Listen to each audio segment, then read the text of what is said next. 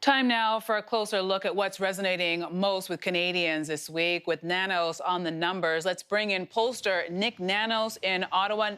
Nick, always good to see you. How's everything going? Well, it's going to be a quiet Thanksgiving in the Nanos household, just the Nanos family. You know what? Like every, Yeah, a lot of households are going to be very quiet. Let's get into what's going on. What does your polling indicate is the most important national issue of concern right now? well, the top issue of concern remains COVID, but the critical thing is the trend. Right now, when you look at that trend line, you can see that 32% of Canadians identify the pandemic or COVID-19 as the top national issue of concern. But the thing is, you can see that the numbers are on the rise, and we have hit a 6-month high in concern about COVID-19. It looks like Canadians are fixated and worried about a potential second wave and what it might mean for them. And after COVID, 15% say jobs, 11% healthcare. But that COVID line is starting to ramp up. And I think Canadians are worried, seriously worried about a second wave of the pandemic. And based on your next poll, are Canadians optimistic about the economy?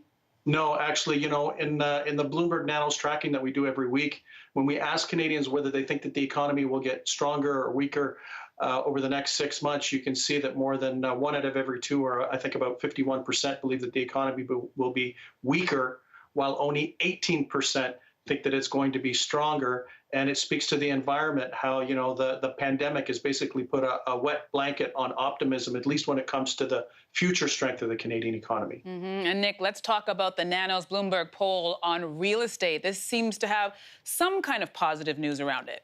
Yeah, actually, it's the only positive news. You can see that about 44% of Canadians think that the value of real estate in their neighborhood will go up, compared to only 16% that think that it's going to go down. And it looks like real estate continues to be the one area of positive news that people still think that the value is good and that it's trending in the right direction. But if that bubble ever bursts, if it is a bubble, it'll be